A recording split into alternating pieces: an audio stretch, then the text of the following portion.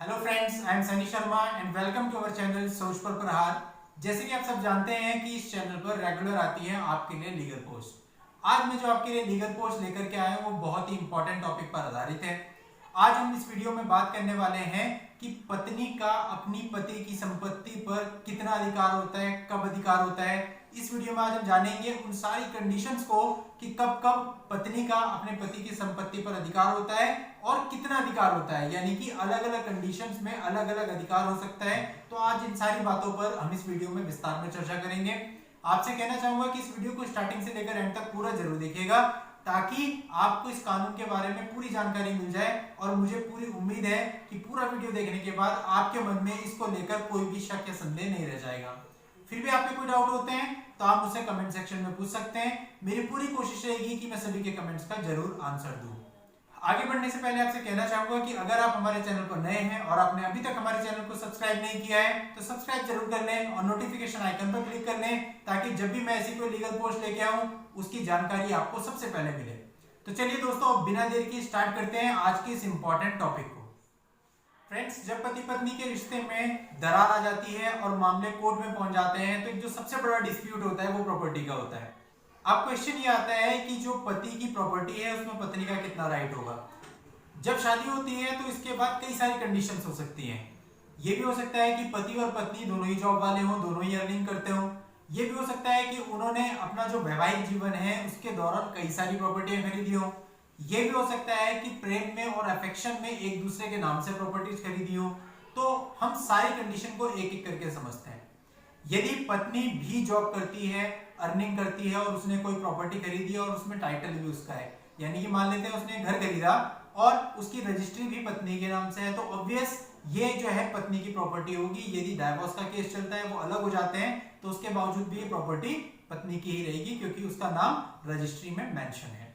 Second condition ये आती है कि यदि हस्बैंड ने कोई प्रॉपर्टी खरीदी लेकिन उसने लव में, अफेक्शन में वो जो प्रॉपर्टी थी वो अपने वाइफ के नाम से खरीदी और उसका टाइटल जो है यानी कि उसकी जो रजिस्ट्री है वो वाइफ के नाम से है।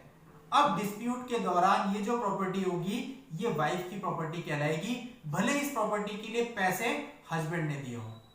यानी कि इन शॉर्ट अगर हम बात करें तो टाइटल इंपॉर्टेंट होता है कि किसके नाम से रजिस्ट्री है। इसी तरह से यदि हस्बैंड के नाम से कोई प्रॉपर्टी खरीदी गई है लेकिन वो प्रॉपर्टी वाइफ ने अपने पैसों से खरीदी है लेकिन अब लव और अफेक्शन में हस्बैंड के नाम से रजिस्ट्री कराई है, तो ऐसे केस में वो प्रॉपर्टी पूरी तरह से हस्बैंड की मानी जाएगी। अब अगर वाइफ ये चाहे कि वो उस प्रॉपर्टी पर अपना क्लेम करे तो इसके लिए उसे सिविल सूट दाखिल करना पड़ेगा और ये प्रूफ करना पड़ेगा कि उस प्रॉपर्टी के लिए सारे पैसे उसने दिए थे। वो सारे एविडेंस देने पड़ेंगे कि उसने कब कब पैसे दिए, वो पैसे कहां से लाई, अगर वो अपने पेरेंट्स के यहाँ से लाई है तो मेंशन करना पड़ेगा, उसकी अर्निंग से पैसे लिए हैं तो वो सारे सबूत उसको लगाने पड़ेंगे। कुल मिला के एक सिविल केस फाइट करना पड़ेगा। और जैसे कि आप सभी जानते होंगे सिविल केस फाइट करना एक बहुत लंबा प्रोसीजर होता है, तो इसमें बहुत टाइम लग जाता है। इसके बाद नेक्स्ट कंडीशन ये आ सकती है कि यदि विवाह के बाद, मैरिज के बाद दोनों ने कोई प्रॉपर्टी खरीदी है और उस प्रॉपर्टी पर जो टाइटल है वो दोनों का है, यानी दोनों के नाम से कंबाइंड प्रॉपर्टी खरीदी गई है, कंबाइंड रजिस्ट्री कराई गई है, तो ऐसे केस में वो प्रॉपर्टी 50-50% दोनों के बीच में बंट जाएगी। यहां मैं आपको बताना चाहूंगा कि इस संबंध में एक बहुत बड़ी गलतफहमी सबके मन में रहती है कि पति की जो प्रॉपर्टी होती है उस पर पत्नी का 50% राइट होता है। तो दोस्तों ऐसा बिल्कुल नहीं है। जो सही कानून है वो मैं आपको बताता हूं।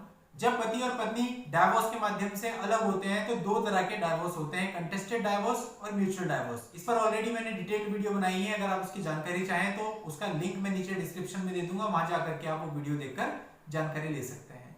अब इसमें म्यूचुअल डाइवोर्स के केस में पति और पत्नी दोनों आपसी सहमति से तय कर लेते हैं कि पति कितना कैश पत्नी को देगा, कितनी प्रॉपर्टी पत्नी को देगा और बाकी चीजों का बंटवारा वो कैसे करेंगे, रिस्पॉन्सिबिलिटीज कैसे लेंगे, वो सारी चीजें वो आपस में तय कर लेते हैं। इसके अलावा कंटेस्टेड डाइवोर्स में जो कोर्ट होती है वो ये चीज तय करती है कि पत्नी को क्या मिलेगा। जैसे कि कोर्ट कई केसों में मेंटेनेंस पत्नी को दिलवाती है, ये देखते हुए कि पत्नी के पास अपना भरण पोषण करने के लिए कुछ नहीं है तो वो मेंटेनेंस पत्नी को दिलवाती है। मेंटेनेंस कैश में होता है जो कि हस्बैंड को उसके भरण पोषण, वो उसके बच्चों के भरण पोषण के लिए देना होता है। इसी तरह से केस पूरा होने के बाद कोर्ट अगर उचित समझे तो वो एलिमनी भी निर्धारित कर सकती है। एलिमनी एक लमसम अमाउंट होती है जो कि वाइफ को दी जाती है। जैसे कि कोर्ट ये मानता है कि वाइफ को 10 लाख रुपए दिए जाने चाहिए, तो ऐसे केस में कोर्ट ये कह सकती है कि 10 लाख रुपए हस्बैंड उसको दे और जो एलिमनी होती है ये प्रॉपर्टी के पार्ट के रूप में भी हो सकती है, यानी कि कोर्ट ये ऑर्डर भी कर सकती है कि प्रॉपर्टी का इतना भाग वाइफ को दिया जाए। लेकिन ऐसा कोई फैमिली लॉ में नियम नहीं है कि जो वाइफ है उसका एक पर्टिकुलर राइट हस्बैंड की प्रॉपर्टी पर होगा। ये पूरी तरह से कोर्ट पर डिपेंड करता है कि वो एलिमनी को किस तरह से निर्धारित करती है। तो दोस्तों ये सारी वो कंडीशंस हैं जिनके अंतर्गत पत्नी अपने पति की प्रॉपर्टी पर किस तरह राइट ले सकती है, वो मैंने आपको बताया। अगर आपको वीडियो पसंद आई है तो वीडियो को लाइक कर दीजिए और आगे शेयर कर दीजिए। Thank you for watching.